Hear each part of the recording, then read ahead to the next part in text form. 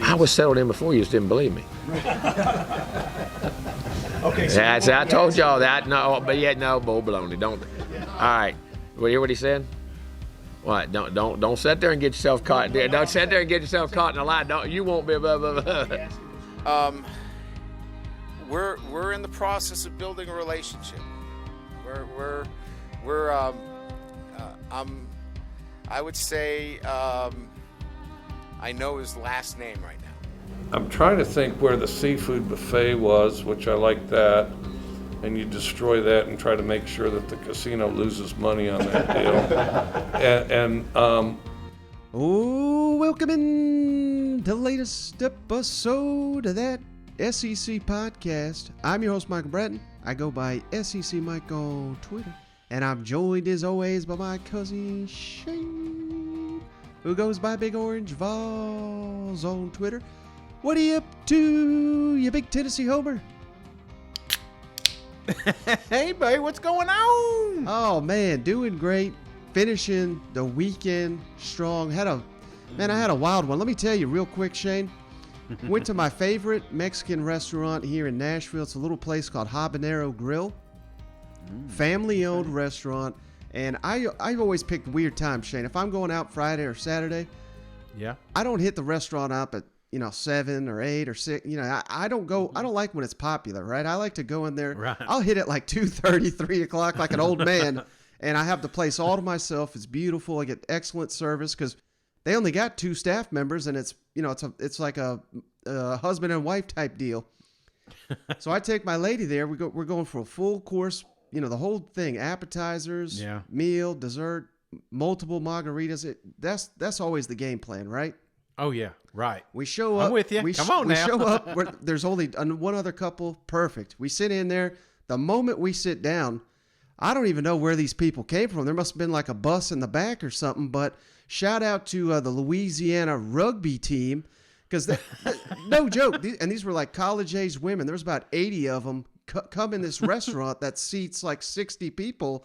And it was a damn madhouse in there, brother. But yeah, so and that was just the start of a wild, wild night for me. But it was wild.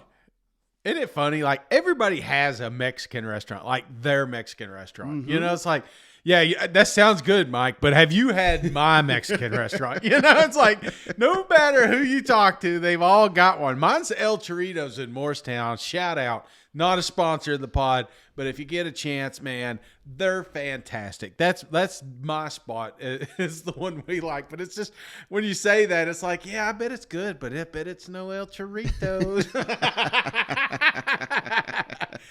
Oh, man. Hey, and I did want to give a shout out to them Razorback fans. They hung in there, man. You know what I'm saying? Clearly this is a football conference. You know what I'm saying? Yep. But we're all behind the Razorbacks, and now it looks like even our Peacocks are starting to fold here. So I'm done officially with basketball, brother, and I'm ready to move on to football. And I know there's some baseball guys out there. Don't get me wrong. I'm not going to pretend I like a sport that I don't. It's not that I don't like baseball. I've been to baseball games. But, it's not like I've been following these guys for the last 30 years. Right. If they make it to a tournament, yeah, sure, I'll turn it on. But until then, I'm all football, baby. Yeah, exactly. So it was tough to see the SEC season to come to the end in basketball, but that just means we're turning the page fully to football, at least in our world. And let's start right there, Shane, because big news here. This came out on Friday. I just wanted to throw this out your way because – I don't think this made national news or anything, but David Cutcliffe, we all know that name, former Duke coach, Ole Miss coach, Tennessee offensive coordinator. Quarterback whisperer. Hired by the SEC, Shane, as a special assistant to SEC Commissioner Greg Sankey. And this is twofold, Shane, because there was a lot of reports that David Cutcliffe was headed to Texas to work for Steve Sarkisian as a special analyst type. And people assume that was, potentially weigh heavily here in the Arch Manning sweepstakes.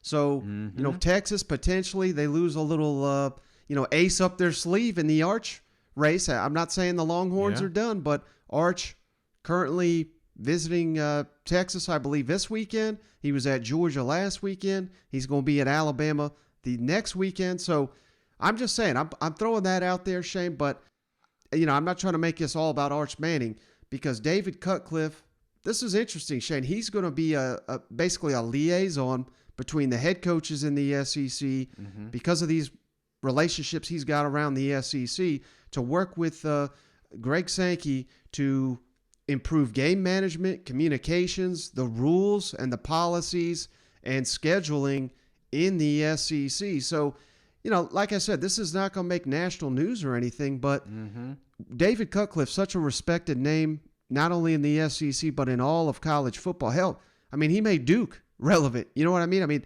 Right. The only two guys that ever made Duke relevant, Shane, David Cutcliffe and Steve Spurrier. And last I checked, two offensive geniuses. So anytime we get the SEC a little bit stronger, I think this is going to be good for the league. And I think it's going to make it better overall, just an even better conference with David Cutcliffe still associated with the SEC. Yeah, welcome home, Dave. You know what I'm saying? Coach Cut back in the mix, and I'm all for this. You see this with some of these older coaches that you've just loved growing up. You don't want to see them go out, wrong. You don't want to see them pull a Spurrier and just quit halfway through a season. You know what I'm saying? Yeah. Some coaches don't age gracefully, and Cut has. And he's been the top of his game, wherever he goes. Things, weren't always perfect, but, when you hear some of these old players, when you hear some of these coaches that have been around him, there's nothing but respect coming with him. And I think this is a huge win for the SEC, man.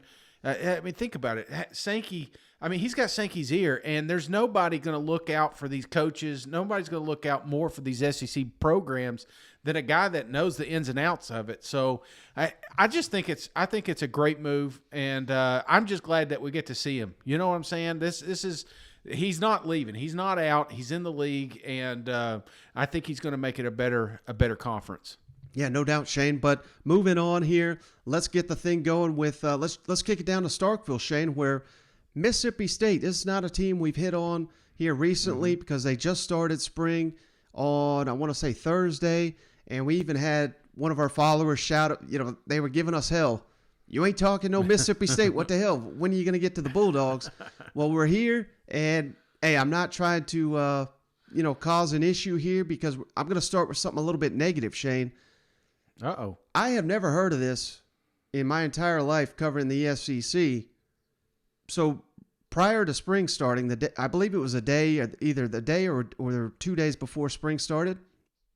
Yeah. Mississippi State held their pro day down there in Starkville, and we even got video of it. We'll throw it up here on the screen if you're watching at YouTube. But Mike Leach did not show up for the Mississippi State pro day, and I have just never in my life have I heard of such a move by a coach. And I'm not sitting here saying that Mike Leach is going to boost the stock of his guys if he shows up, but it's hard for me to imagine, anytime you see Nick Saban or Kirby Smart or hell, Lane Kiffin, any of these coaches, they come to these events, they hype up their guys, they meet with, all kinds of NFL personnel. That's the whole point, is to come here, right. And these coaches from the NFL got questions for college head coaches, want to know about these players and their medical histories and their personalities. And I don't know. Again, if Mississippi State wins big this year, this is a complete non-issue. But trust me, brother, when we saw what just happened to Brian Harsin, if Mississippi State doesn't live up to the hype and have a good season, I think this is going to come back and haunt him. What do you think about this? Well, I like power positive thinking, Mike, and one thing that Coach Leach is not known for is pumping people up. You know what I'm saying? He's not a hype man. Right. Maybe he's not the best guy to have around. And I'm not saying this is a good look. Obviously you want your head coach there. He's your captain. This is the guy that has all the answers, but maybe they're too honest. You know what I'm saying? So maybe you keep some of these assistant coaches that were around, because I'm sure there was plenty of staff members there. Just the Pirate was not present. So I'm going to go spin zone here and just say, you know what? This is probably better for the kids there that Coach Leach isn't there. You got to remember, most of these guys he didn't bring to the campus. Right. And, I dig just slightly deeper. And again, we love the Pirate. I'm not sitting here trying to bury the guy, but I reached out to someone down there that knows the program and is connected to it. Yeah. And I asked him, I was like, why didn't he go to the pro day? He couldn't give me an answer. But what he did say was that Leach he's just a different kind of guy. And he says even at practice, sometimes he doesn't even show up for the first periods of practice. And again, I'm sitting here trying to think of, maybe it's unfair to criticize, we can't compare everybody to Nick Saban, but could you imagine Nick Saban not going to practice? At least, I'm not saying he does miss all the practice, but that's what the guy told me. He misses periods of practice and this is not like this happened one time or two times. Like, this is something that happens where he just shows up midway into practice and hell, he's a genius. He wins everywhere he goes. So, I've never heard of this in my entire life in the SEC, a head coach not being at practice. It's like maybe he's stuck on a Candy Crush round or something. He's like, I'm not leaving until I finish this thing. You know what I'm saying? That's what he just comes across as one of those guys. Like, I am not leaving there until this puzzle's complete, or I'll finish this crossword, or whatever it is. He's a man that finishes tasks. He may be slow to start them, but he will finish the task. But when I think of him, I mean, you remember that year they had the big fight? I mean, he's up in the stands kissing babies. You know what I'm saying? His team's imploding behind him. He's just he's doing his own thing. But that's who he is. That's what you signed up. That's what you should expect. You didn't hire him to fit your mold. You know what I'm saying? Right. You hired Leach to change the system, to change the game, to win some freaking ball games, and that's what they've been able to do. It hasn't been pretty all the time, but I think it's definitely moving in the right direction. You know what I'm saying? I think this is going to be one of the best Mississippi State teams we've seen in many years. Yeah, and that's where I wanted to turn the conversation, Shane, because, if you missed it, ESPN, they put out their, top returning production in the SEC. Well, they did it for the entire country, but I broke it down on the SEC level, and Mississippi State has got more returning production than any team in the conference. Yeah. This is a team that won at Texas A&M last year. They won at Auburn. They were... Let's face it, cover your ears, Razorback fans. They were a questionable call away from winning at Auburn, at Arkansas. And then, hell, if some guys catch a damn ball in the end zone when they could have walked in to score in the Egg Bowl, who knows how that thing would have turned out. But this ain't no terrible team here. You know what I mean? This is a bowl This ain't team. your Papa's Bulldogs. You know what I'm saying? This is 2022. We got a quarterback that's tearing up the record books, and he's only been a starter for 2 years. He's got 2 more years left to play. I say all that to say this, Shane. I think Mississippi State is probably the most slept-on team in the country, and here we are. We pump up all these other SEC teams. I don't think we pump up Mississippi State enough. What do you think? Yeah, absolutely, man. I think you're dead on. I think this is one of those teams that we're talking halfway through the season. Like, why didn't we spend more time discussing what Mike Leach is bringing back to Starkville? Because I'm with you. The numbers don't lie. I mean, look at the roster. You know that old saying, when you bring back bad guys, it doesn't matter. But that's not what Mississippi State had. Mississippi State had a really good team, and like you said, just a few mistakes away from being a very successful year last year. So they correct those. And the best way to correct it is just practice, and that's what these guys are going to have. So many practices under their belt. So yeah, I don't care if the Pirates showing up late. I think Mississippi State is a sleeper in the West, brother. Yeah, and that's the thing that people got to understand about Mike Leach's system, Shane. He doesn't drastically change it, and that's not to say that it's real simple, because otherwise everybody be doing it. But the key to it is repetitions, and having slight variations to the route tree and the passing concepts. And the more these players, these receivers and these quarterbacks have experience in this system, the better. And like I said, they were tearing up the record books in year 2. The system always gets better as it progresses. And year 3 is going to be the biggest year ever for Mike Leach and this offense down there in Starkville. They just need the defense to do their part. But like I said, we love the Pirate. We're not trying to bury him, Shane. And he reminds me a little bit of you, Cousin Shane, because he was asked about the NFL draft that's upcoming, Charles Cross, their outstanding offensive tackle. Many predict he's going to be a top 10 selection in the draft. He was asked during the first presser of spring, you going to be at the draft? Look where Coach Leach takes this question. I don't really plan to attend the draft. I don't even know when it is. Usually I read it on my phone, but when is it anyway? April 28th. Are we practicing that day? I think it ends April 26th. Maybe. We'll see what happens. It's in Vegas. Yeah, I'm not a big Vegas guy. That's like being in a mall the whole time. You know? Unless you're really into gambling, which I get bored with that. I mean, it's like being in a mall. I mean, maybe they don't have shoes and T-shirts and perfume, but they have it's just a mall that clinks a lot. So I'm not a big mall guy. It's fun for the short run, and there is great food in Vegas. What are some of your favorite spots? Oh, what is it? My favorite, the best place I've ever eaten is in Vegas, and there's a lot of great food in Vegas. And like I say, I'm not a huge Vegas guy.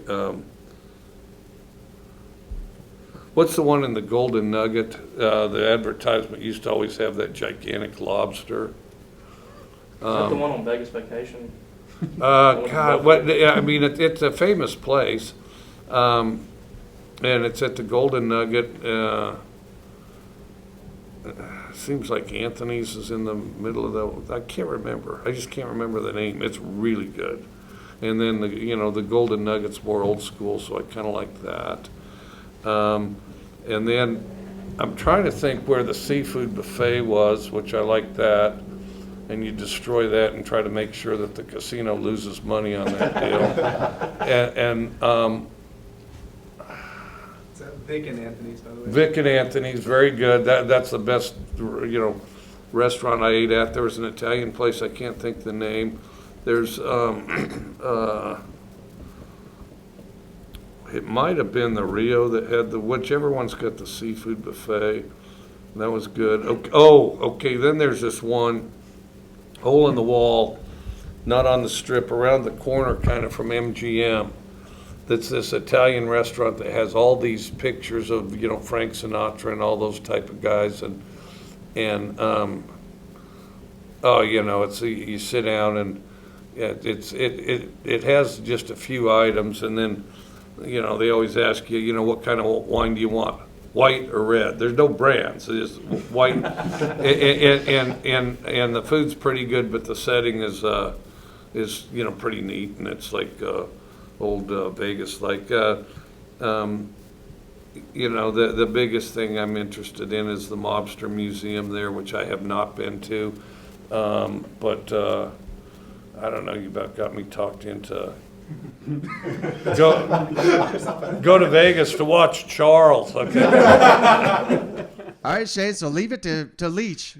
Get asked about the draft. We go to Vegas buffets. We go to mob restaurants out here in Vegas. But, I also, when I heard this, I thought of you, Cousin Shane. You been out to Vegas to any of those buffets yet? Oh, my gosh, Mike. Let me tell you. I've only been to Vegas once, and I went when I was pretty young. I want to say like 22, something like that. Uh-huh.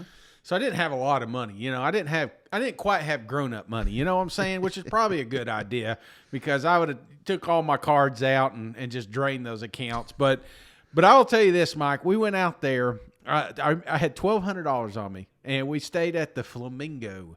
And I went there, and we checked in. It was like 4 in the morning. It's like real early, And so we couldn't check in our room, and they're like, "Well, you just leave your bags here, and then we'll put them in your room when it's ready." And we're like, "Okay." So we hit the floor, man. It's like I said, it's 4 in the morning. I'm just waking up. I slept halfway over there, and I go up to the machine. This lady comes up and she says, "Would you like a beer?" And I was like, "Yeah, how much?" And she goes, "Are you playing?" And as I slowly got my card, I put that dollar in the machine. I was like, "I am now." And she says, "Then it's free." And she gave me a beer, and I was like, what is this magical place? You know, I mean, I've heard stories, but I didn't know. You know, I got to remember, I'm just a kid. You know, so I put money in this like $20 in this machine, and I end up cashing out $40, and I'm like, man, this is gonna be the greatest weekend ever. You know.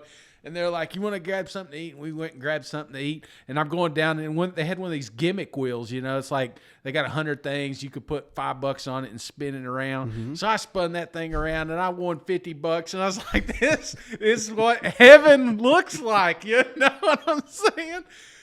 Fast forward 3 days later, man, if I didn't have a comp card to eat at the buffet, I would literally have starved to death that last day. I was broke as a joke, man. Vegas tore me a new one, man. I woke up and I was like, man, I want something to eat, you know? And they're like, well, you got your card. There may be some comps on it. And I went in there. I had just enough for the buffet. And I knew that was going to be my last meal, brother. And I went all in. I never left the Flamingo. I know there's other casinos, but I was just so hooked, man. I couldn't. I'd love to go back out there now and just like kind of experience it. But I haven't been out there since then, man. Have you been out there? Yeah, I had a wild night or two in Vegas when I was living out in Los Angeles, but yeah, I'm afraid to say what all went down when I went down there, but it's like hangover. Yeah, I thought it's bad when you're talking to somebody and you're like, you ever been in Los? Oh yeah, we went, we saw the Hoover Dam, and I'm like, I immediately cut them off. You know, I'm like they can talk all they want, but this is not the conversation I want to have. I want to talk about the casinos out there. You know? Oh yeah, we went to a Celine Dion concert. It was great. And I was like, no, we went out there to gamble. So, and I'm kind of afraid because, as you guys know, I'm a terrible gambler, and I don't expect that to change if I go to Las Vegas. So it's going to be one of those. I probably should just bring $1,200 and no debit cards or credit cards. You know what I'm saying? Exactly. Well, speaking of food, Shane, real quick, because, hey, this is another one. We had fans demand it. They want Shane's reaction on this. I already covered this press conference before, but the highlight of it, last question, Kirby Smart asked about his favorite pizza joint there in Athens. Startling revelation here. We were talking about pizza while we were waiting today. Where is it? I'm hungry. You got a top 3 in pizza? Like styles or like... Man, if I do that, I'll throw somebody under the bus. I mean, I'm not. My kids could do that. I got Andrews out there somewhere. He could tell you flat out. I don't. I usually get the subs. I get a meatball sub when it's a pizza place. So I'll eat the leftover pizzas the kids don't eat. And you can tell. So see you. All right, Shay. I mean, I don't know if I ever heard of this before. Meatball sub man over the pizza.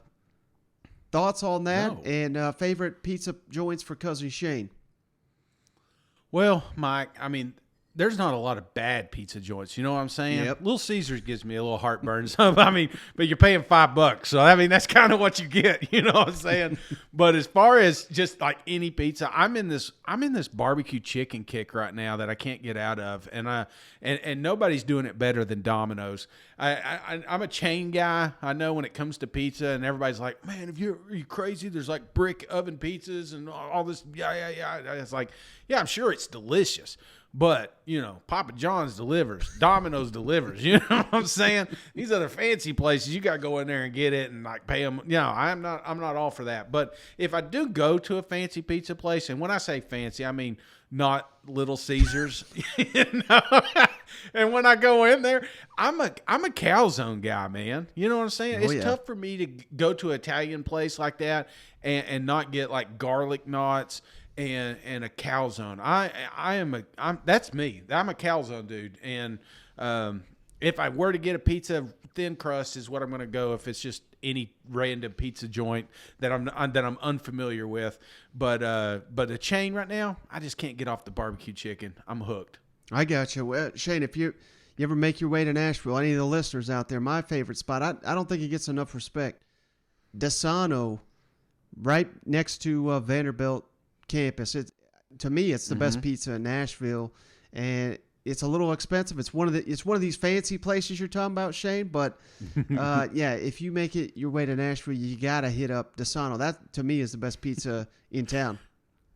I guess like would you? I guess if you can sit in the pizza place, I would consider it fancy. It's like you go into Domino's, you're not sitting down. Papa John's, you're not sitting down. Pizza Hut's a little fancy. So I'm sorry, man. I could eat any pizza. There's not a bad pizza place. My wife, she loves this Marco's. I don't know if you've ever had that, but she loves it. Not my favorite, but if she likes it, we'll order it more. So, but again, I am not picky when it comes to pizza. But I'll tell you one thing, brother. I definitely am not eating a meatball sub at one. All right, somehow moving on from Matt Shane, let's kick it on down to College Station, where, man, I get a kick out of anytime I post something about Texas A&M. You would think maybe it's just my followers because I assume I don't have a lot of Longhorns in my mentions, thank God. But anytime I mention something about Texas A&M, who do you think is the first one to jump in there and call out Jimbo Fisher and the Aggies for losing all these games? LSU. And that's something here Jimbo was asked about. You got all this LSU stuff behind you. Does that lock you into the Aggies? This was an incredible response here from the head coach down there at Texas A&M. This is nice for you. Every new contract, the LSU stuff out of the way, everything's settled in. Is this what's most fun for you now, settling in and knowing everything? I was settled in before. You just didn't believe me. Okay. So I told y'all that. No, but yet no bull baloney. Don't. All right. You hear what he said?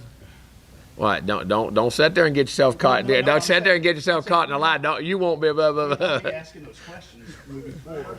All right. Having to answer those questions. Well, yeah. I mean, wait. Yeah.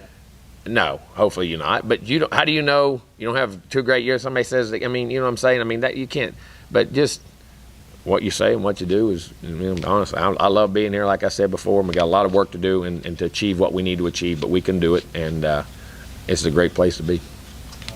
So how about it, Shane? I mean, he was trying to tell us the whole time he's locked in, and I just think it's hilarious. And maybe LSU, just maybe they got a better hire here with Brian Kelly. I mean, you can't knock that man's resume either. So I'm not really saying one against the other, but I did not. Maybe I underrated this Texas A&M LSU rivalry because going back to that the SEC scheduling model we had.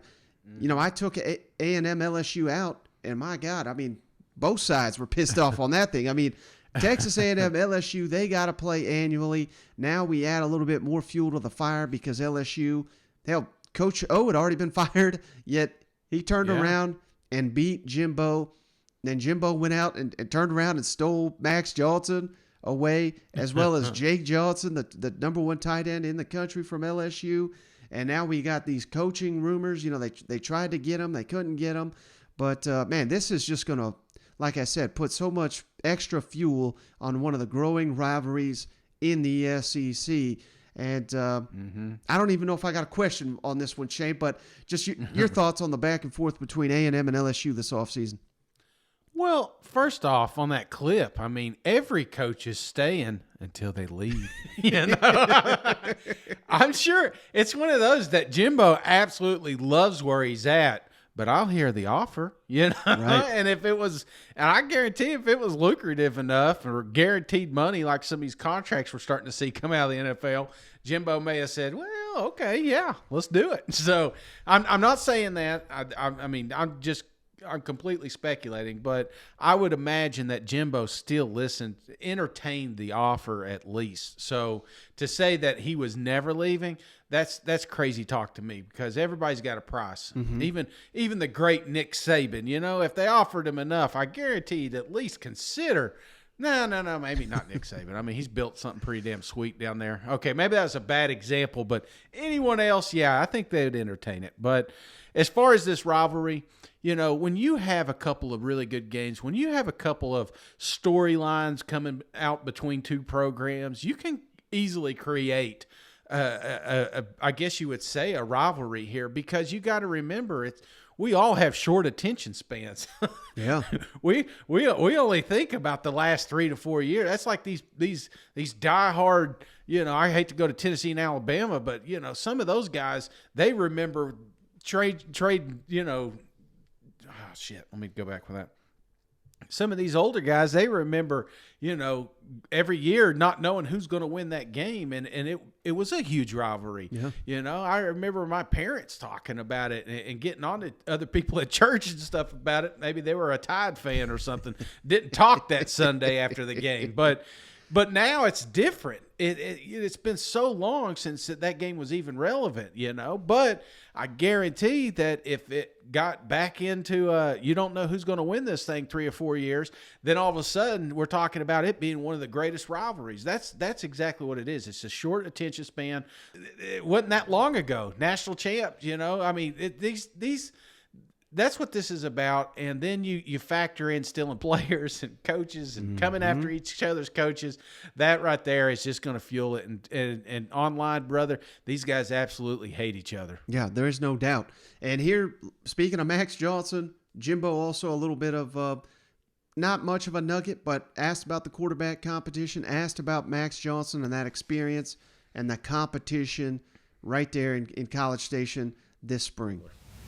How hard are you pushing the quarterback group coach right now? Oh, I mean, you're pushing everything. I mean, all battles. I mean, every day those guys are doing a really nice job, and we rotate them with different mixes and different groups. One day is different fields, so they're with different coaches and how they do things, and just seeing their leadership and their command. And that's the big thing. First of all, is the command, leadership, and the competitiveness in which they can exert and the influence they have on the other players, as long as their own execution. I mean, we talk about their own execution, but you got to have that confidence. The players got to have that confidence, and all three guys have had experience and are very natural at it. Connor holding his own. It's not necessarily your system, obviously, with Max Johnson, but how valuable is that experience? I know you weigh that or value that experience, that SEC experience that he's gotten over the past couple of years. Yeah, I mean, there's no doubt. Being able to play in games, that's an advantage. I mean, there's no doubt. But, I mean, that's not a tell-all. But at the same time, he's done some things. And you can see, I think sometimes if he misses a play or something, the ability to come right back and make another play, I think some of that maturity. But of course, Haynes has always done that. Haynes was doing that in camp while he was starting for us, and then doing bowl practice last week when he started to come back, he was starting to, you saw that. And I think Connor does it very naturally. I tell you what, he does some things now just, the instinctively and how you do things and throws and reads and eyes, and man, he's a very natural player too. So just that room is going to be very interesting. But Max is doing a nice job too. All right, Shane. So next, hey, we're already talking LSU, so let's jump on down to Baton Rouge, where their star player down there, where they don't have a quarterback settled either down there in Baton Rouge. But what they do have is Kayshon Boutte, who may be the best receiver in the country. And this was a very, very interesting comment here from Brian Kelly on his star receiver, Kayshon Boutte, and their growing, I guess you could say, relationship. Coach, could you give us an update on Kayshon? Just your relationship with him, what you've seen out of him, et cetera, and his health, of course. We're in the process of building a relationship. I would say I know his last name right now, and I say that only because we're in that process of he's re-engaging. He's been injured. He's had a second surgery, but we're getting more acquainted every day. Look, he's a great player. He's a good kid, but this has been a rough spot for him. And what happens is you tend to get distracted because you're not involved in everything. But he's learning you got to be involved in everything, whether you're injured or not. And that's a process that he's going through, and we're seeing some really good changes. We had a nice conversation in the training room this morning where he's on top of his academics, and he's making good progress. But the good part about it is the surgery was successful. He's making good progress. He's in a walking boot right now. And that's really the most important thing. The rest of the stuff, we'll work it out between the two of us. I'm not that hard-headed. He's a good player. Did you, before you get going on this, did you see any of Brad Johnson's TikToks? Have you ever watched any of it? I mean, I've seen a couple of them, yeah. I can't quite figure it out. I don't know if I really like it or I really hate it. He starts it. I love how he goes, Big Bad Brad here. You know, it's just like real cool. Yeah, it's Big Bad Brad, and I'm going to throw a football. But some of the stuff he does is like dynamite, and I don't know how many takes he does to do it. He's like I asked him one time. He told me it takes a ton, and he does it. He said he does it for the main part is he's just having fun, and he said it's a really good workout because it takes him like an hour to do some of those, you know. Oh, okay. Well, I was going to say, I mean, he goes all in. He's like, what's that, Cool Dudes or whatever on YouTube? You know, that they're doing those shots, trick shots, or whatever, trick shots. And is that the name of the show? I think so. I think it's Trick Shot. Yeah, trick shot guys or something like that. So it's like an old man version of that. You know, it's like nothing too crazy, but you know, he's throwing a football in the basketball nets. It's very impressive stuff. But I just love this is Big Bad Brad here. He's got something. I just don't know if I love it or hate it. But all right, sorry. We'll get back to LSU dudes. But I just thought about that. You know, that's one of those things, man. You got to remember, as much as you'd love to see this Kelly thing take off, you just love to see that. You'd love to see him come down there and be in complete harmony with the program, the locker room, not be turned upside down. But you got to remember whose shoes he's filling. You want to talk about a player's coach. There's a reason that the LSU kids are down there, and it was Coach O, baby. Yeah. You know what I'm saying? Right. They were all in. So I think this is going to be one of the tougher moves, and it's something that we talked about early in the season. You were talking about, like, Florida. Do we see Napier or do we see Kelly, you know, hitting off? The Kelly thing, I think, could hit more than I do in Florida, but it's going to take a locker room, you know. I mean, everybody's got to buy in, right? And it sounds to me just from these comments that's what Boutte's one of those guys that just hasn't bought in yet, and he's not going to beg you to hang out in LSU, even though these lawyers are going to pay you to stay. But you still are going to have to buy into what Kelly's doing. You're still going to have to buy back into this team and realize that this is the same football team that it was last year. So I don't know, man. That's just kind of one of those things that could go on to the regular season, right? Or it may be one of those things he finally buys in. So I don't know. I really think this is just part of kind of like what you're trying to hit at here, Shane. When a new regime comes in, them trying to get buy-in, even from a guy that we all know is probably a guaranteed lock to be a first-round pick as long as he's healthy. And you know, I don't want to call out any players because who knows really at the end of the day, but LSU's way more talented than they've been showing on the field.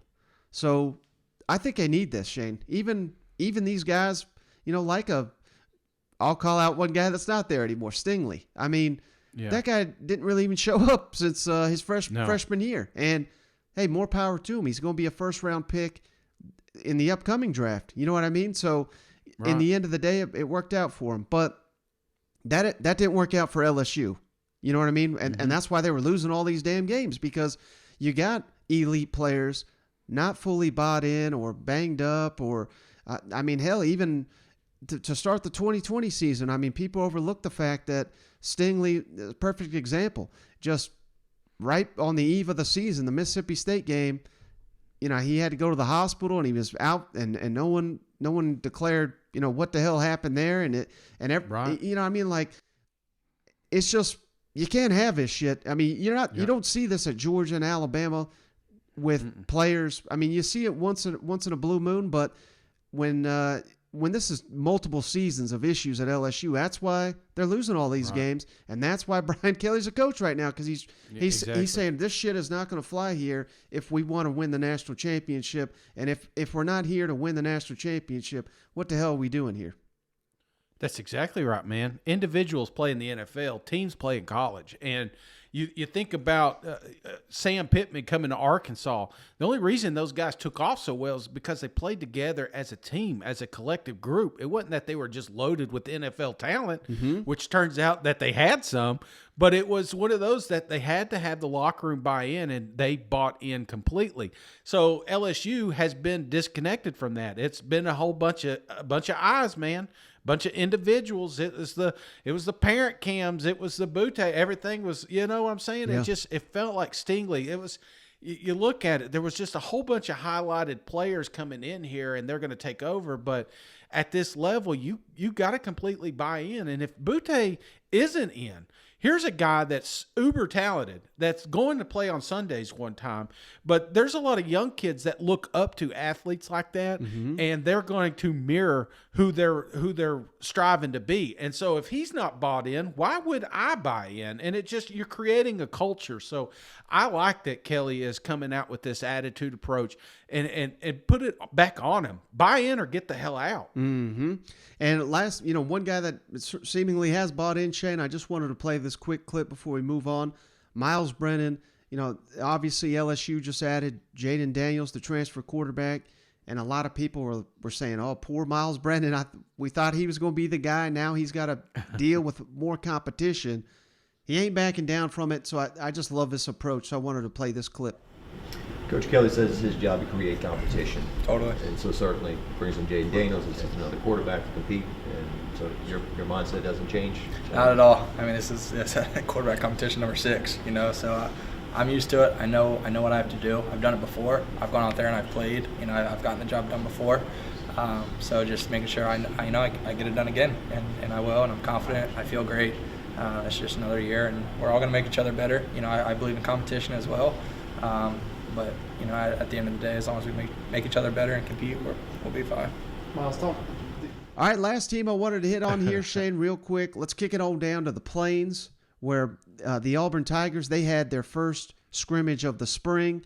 And, I don't have a lot of details on how the scrimmage went at this time, but I know Zach Calzada did not participate in it, from my understanding. He's a little banged up, but according to Coach Harsin, he engaged in all the meetings, and I would still say at this point in time, despite the fact Calzada is not good to go from a physical standpoint, I still would consider him the front runner to win that quarterback competition. Now, TJ Finley, maybe he makes a move.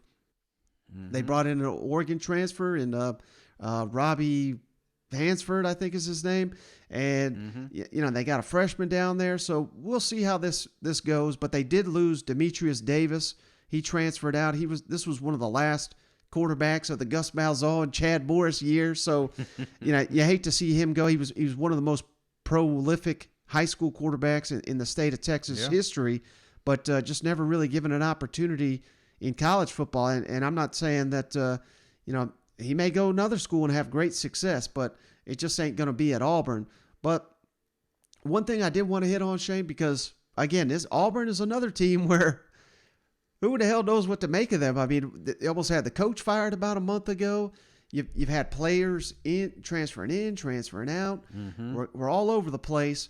But what we do have now at Auburn is we have 2 coordinators that Brian Harsin has worked previously with, guys from his Boise days. And according to Brian Harsin, everybody's on the same page. We're all pulling in the same direction. This is a little bit coach speak, but based on what we know of what was going on at Auburn last year, it could be 180-degree difference between what we had with Derek Mason and Mike Bobo and what we have with the new coaches down there at Auburn. So let's kick it over to Brian Harsin. Can you talk about, in addition to building a team this spring, you've got a coaching staff with new faces on it, getting everybody working together smoothly? Yeah, well, I would say that's been handled really well, I think, with our coordinators. Number one, you go back to, all right, Coach Brumbaugh on the defensive line. I sat in Coach Brumbaugh's meeting yesterday, and I told the players this too. It was one of the best meetings I've been a part of, and how he was teaching the guys, the information, the examples. And so I left that meeting room. I was very impressed with what he was teaching and the way he was teaching it. Coach Robinson, being around him, when I interviewed him, here's a good young coach that his dad's a high school coach. He's been around the game his whole life. You can tell when you talk to him. Awesome to be around, great energy. The players love him, recruits love him. He gets it. And so, and he's a guy, again, that is going to come in and do his work and have himself prepared. Rock, he's been doing this a long time. He's got a lot of experience that shows up in the meetings when he's in front of the whole entire team on special teams. He's got a great way of coaching players and getting the most out of them. A little thing today, but I told our players this: our scout team, when we have guys go out there and play the scout team, usually they forget. They don't show up, right? You're screaming for guys, you're trying to find them. Didn't happen today. It's a little thing, but I think that goes back to organization and just a coach making it important and those guys actually doing it. So it's a small thing, but it makes a big difference. You know, on the offensive side, Coach Kayshon, I think he's done a really good job of just keeping that room organized. We have some analysts and some GAs that are new here, but they pay attention. And with Ike Hilliard, he brings a lot of experience. And the one thing about Ike's learning the things that we do.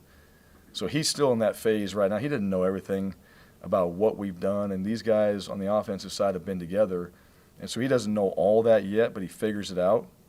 And if there's something that he didn't know, he's such a low ego, high output guy. It's like, hey, let's just make an adjustment. We need to change this, make an adjustment. And then when you get talking ball with him and the different offenses he's been around and the different coaches, that guy knows ball. He knows. And you were talking about the practice, Mike. You were talking about that practice, and I don't know if you heard, but I heard it was a fantastic practice. I mean, probably the best practice ever practiced before. I mean, since a lot of people compare it to the 1972 Miami Dolphins practice, you know, when Don Shula came out there. That's just what I'm hearing. That's the kind of practice they had. So I think maybe we're sleeping on these Auburn Tigers, baby. Calling coward Shane over here, but you know, let me ask you about that. You know, like I said, I'm not trying to.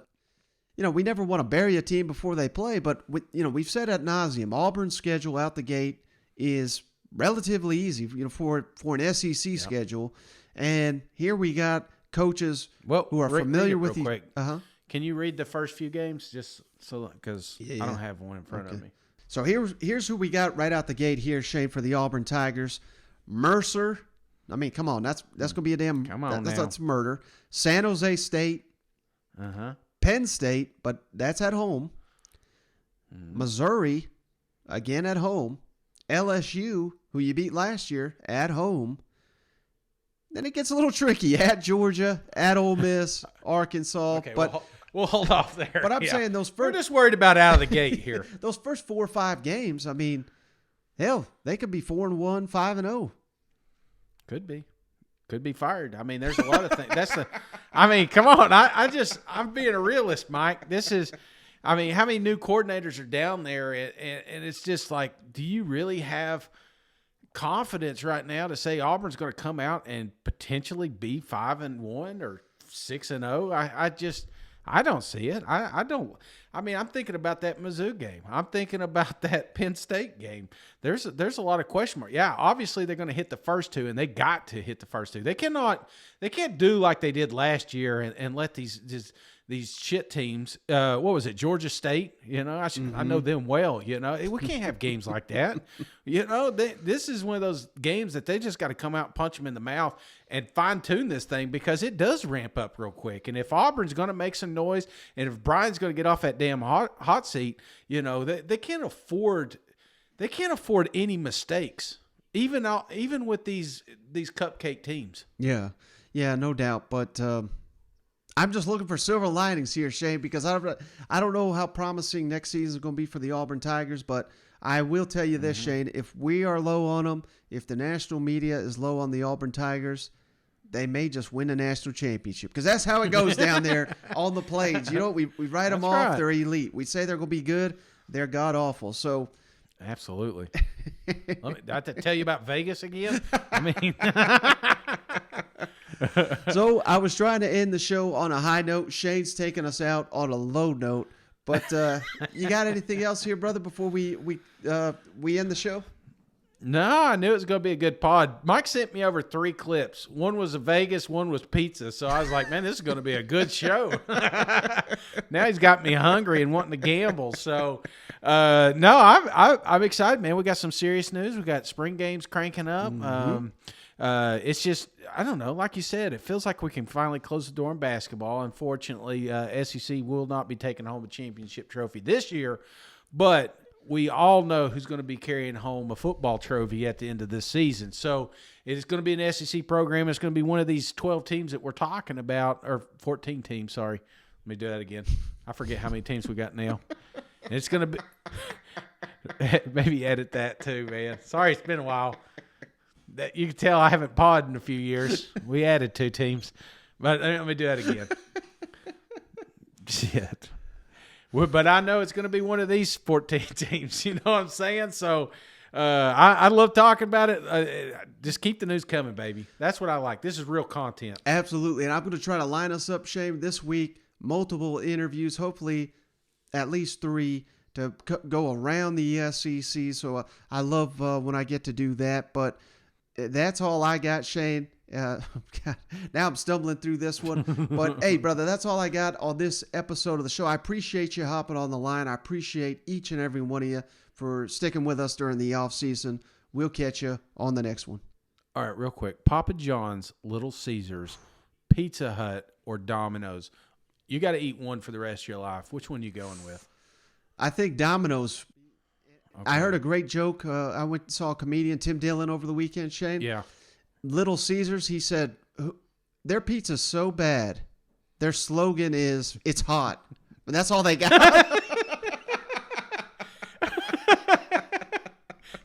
That should be our slogan. It's daily.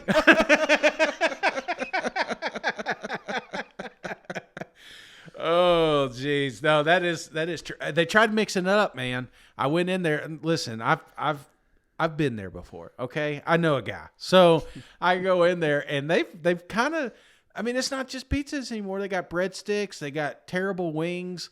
Trying to think what else they got. They got all kinds of little stuff. I mean, it's a fantastic marketing ploy because you come in for a $5 pizza and you walk out with $20 worth of shitty food. Oh, unless they're sponsoring us, then pizza. Oh, man. All right. Well, let's wrap this up, brother. Good job. Good job on today's podcast, Mike. And I'll catch you guys on the next one. Go Vols. Oh, perfect.